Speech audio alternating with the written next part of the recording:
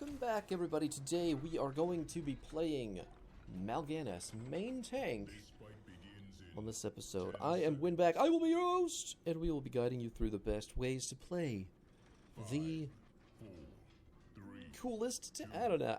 Coolest is a little bit. Maybe that's out of character. But the team comps are going to be Hanzo, Blaze, Thrall, Ariel, and Zul'jin versus Right-wing Malganis, Raynor, Tassadar, and Dahaka. Now, Malganis, he's a tank that just lives for some reason. No one knows why. No one really understands. Everybody's just expecting him to die, and he doesn't. He just doesn't. He is an undead vampire, soul vampire? I don't know. I don't really pay attention to Warcraft. I'll be honest with you. I remember parts of Warcraft 3, but I definitely like him in HOTS, though. He is the Dreadlord for me. Let's be real. His abilities today, just so you know, are going to be Q is going to be Fell Claws. It is a 3-step ability. You're going to see it right now.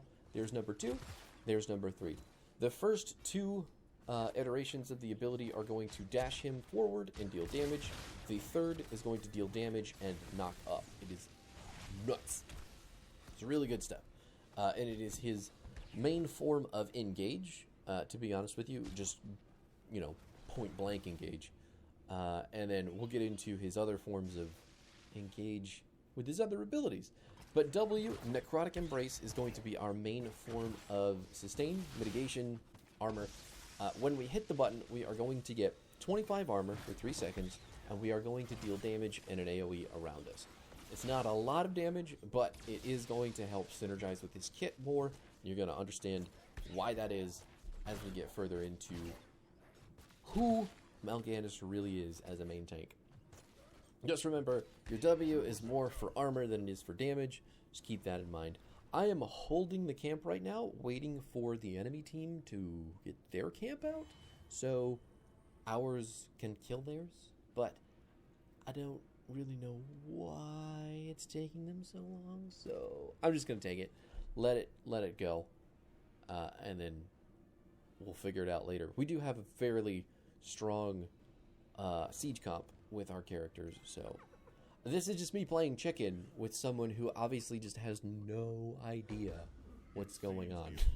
It's really kind of disappointing. I'm not going to lie to you. Anyway, our E is going to be Night Rush. This is a 0.75 second channel. We are just going to hit this button, and then we're going to start to move really fast. But whatever we collide with while moving is going to sleep. That is heroes. Well, that's only heroes. So only heroes that we run into. But that is heroes who are dashing at us, heroes who are blinking at us, heroes who are zooming in from another side of the map with their global hunt ability. Did you know that? I found it out the other day. If you're using your Night Rush while it is hunting you, if you time it correctly, he's going to hit you. He is not going to stun you, and he's just going to take a nap right in front of you. It is absolutely fucking awesome. It's really good. You just negate his entire ult with one ability. Super good. But anyway, our trait with Malganis is Vampiric Touch. Malganis heals for 45% of the damage dealt to enemy heroes. That is ability and auto attack. And 10% of damage dealt to non-heroes. So we still heal up a little bit when hitting things like the minion wave or buildings, but we're going to heal much more when we hit heroes. Knocking them out, Zul'jin is down after a super quick nap. And a Night Rush is ultimately going to be your secondary engage. Night Rush is what you want to do when you're hiding in a bush sneakily with your huge Dreadlord poking out of the tall grass, And you're going to hit that button, and you're going to immediately run at people. And you're going to knock them out. They're going to take a huge nap, and hopefully your team understands how sleep works and will group up to kill the person from the ambush rather than wake them up immediately in the middle. something that takes a little bit of doing, a little bit of practice from players. So hopefully this video helps teach people that sleeping is good, and you don't want to wake people up, because I'm sure their poor brittle old bones need some sleep, and we're just here to help them out. That's what Dreadlords do. We're upstanding members of the community. We just want everybody to take a nap, and then maybe die. I mean, that's possibly cool too. But onto the talents, since we've got our abilities and our trait out of the way. Level 1, we did pick up a Winged Guard. This is going to be block charges, essentially, for Malganis. And anytime that our W hits a hero, we're going to gain a charge of block. That is going to come in super handy for Hanzo's auto attacks, for Thrall's auto attacks, for Zul'jin's auto attacks, and honestly for Ariel's auto attacks too. If she hits us, she's going to get less energy because she's not going to be doing as much damage. So, neat, right? Every little bit counts. This also charges on its own if we haven't hit any, and we get one charge after 6 seconds. So we're basically going to be running around with a single charge a lot, but once we get into a clump of people and hit that W, we're going to get quite a few of them. It's pretty good, because the enemy team doesn't have a Tassadar or a Tracer or anything that can really chew through those charges either, which is exquisite for us. I mean, let's be real.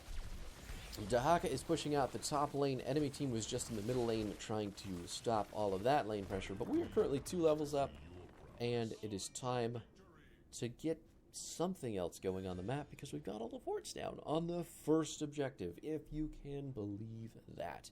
At level 4, though, our next talent is going to be Fueled by Torment.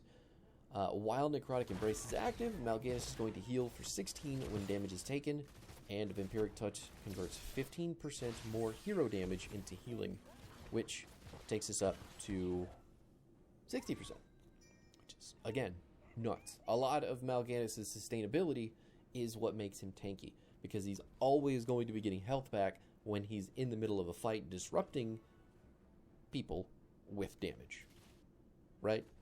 Pretty nuts. That's a lot. It's a lot to wrap your mind around, so always keep in the back of your head, you're a vampire, you're going to be stealing health.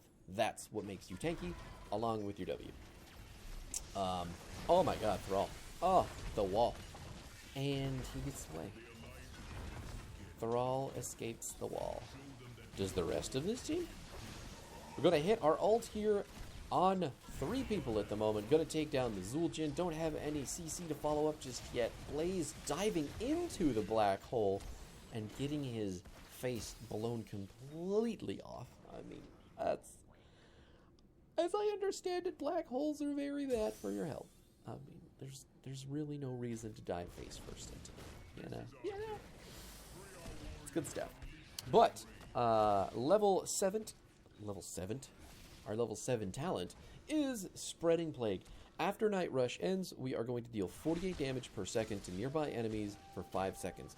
Basic attacks against heroes refresh this. Does not wake sleeping target. Does not wake sleeping targets. So this is essentially Malganis' Burning Rage. I think... I don't know if this has an indicator. I don't know if this has a visual indicator. Huh. I don't think it does.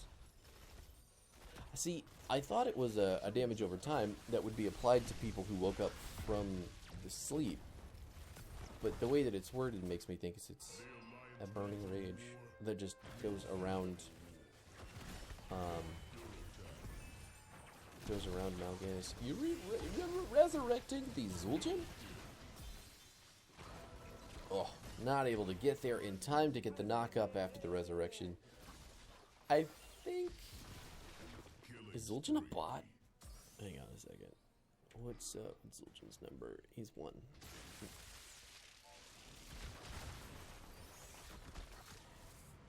Yep, Zul'jin is in fact a bot. That's pretty tragic. And the bot picked guillotine, and that's man, that's a feels bad for the enemy team. Super feels bad for the enemy team. But anyway, back to our talents here. At level 10, we did pick up Carrion Swarm. Carrion Swarm is the most consistent ult of the two. Dark Conversion is going to have its moments. They are going to be very few and far between, though. And you have to play Malganis in a very particular style to make best use of it. So, I suggest getting very comfortable with Carrion Swarm first, because it is just going to save your life so often. And it's going to let you be a disruptive nuisance even more than you already are. What it does is, after a single second, you are going to become completely invulnerable, and you are going to do damage in a big AoE for 3 seconds. Any damage that you do there, you are going to heal for 75% of. So, imagine hitting 3 people at once. You're going to heal up pretty quick. It used to be you would heal for 100% of the damage that you were getting from Carrion Swarm, and they were like, oh my god, he's healing way too much. Time to nerf this fucking ult. And it's at a pretty good spot right now, I feel like. It's a pretty solid spot. Really like the ult. I really like both the ults. The other one's hyper memey though. That mount combo. That mount skin combo from Raynor, I just noticed. Flare, buddy. Super flare. Blood Rush is going to be our level 13 talent. Anytime Malganis is healed by a hero, including himself, he gains 1% movement speed for up to 8 seconds. And that is going to refresh every time he's healed. It just goes all the way up to 15%. So, we run 15% quicker just for being annoying in the back of the enemy team. Obviously, I don't have to tell you the importance of movement speed in everything that you're doing. It's just easy. It's just easy. You'll get over it. You'll get over it. Oh, man. And we're now level 16, so this talent tier is one of Malganis' more situational tiers, I think. It's kind of dependent on preference. Even though one of these talents is much more consistent, I think the other two still also have merits depending on what you are able to accomplish in the game, how you play, whatever you're building, that sort of stuff. So, I went for Blind as a Bat. It's got an 80-second cooldown. You just saw me use it there. And what it does is it takes the cooldown off of your Q. So, you can just spam Q for that full duration of 6 seconds. Now, instead of... Oh my god, the black hole to save the Batman! Let's get him. He took shield at 1. Blaze took shield at 1. I don't know what in the unholy fuck someone would take shield at 1 for. But anyway, back to the challenge. Blind as a Bat is when you have that full reset on your Q, no cooldowns, you are going to be able to use it to engage, to hold points. You're going to be able to use it to run away if you need to. It's just a very versatile ability. Oh my god, the game's over. We're not even going to get to go over everything. I wasn't expecting it to be so short. Let's be real. But, yes, Blind as a Bat. There's a lot of versatility to it.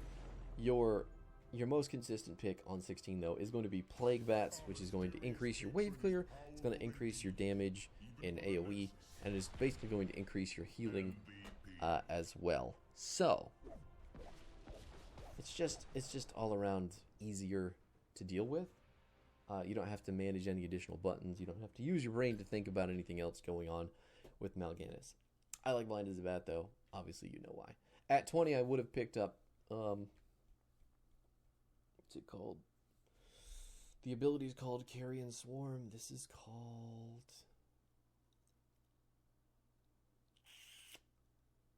Totally forgot. Just because I am trying to think of it, and it is gone from my head right now. That's the only reason. It'll come to me, and I won't be recording. Anyway, what'll happen is you will spin to win with your ult, and then once it's over, it is going to launch a whole... Seeker Swarm, that's what it's called. It's going to launch a whole bunch of bats out to enemy heroes nearby, and is going to put them all to sleep. In doing that, you set your team up hugely for basically mosh pit levels of damage. As long as they don't wake everybody up immediately, Seeker Swarm is an incredible engage for an ability that's typically just used to keep you alive and deal damage to the enemy team. So it changes functionality completely at level 20, and it is totally wicked worth it.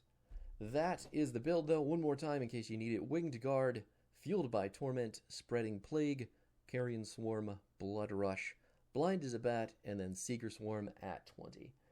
That video was really short. So anyway, thanks for hanging out. That was Malganis. I hope that is going to help you try to figure out how to play him a little bit. I know the window of time really wasn't much to tell you how to do anything, but hopefully the gameplay kind of made it across. We did do a lot of punching Zul'jin in the face.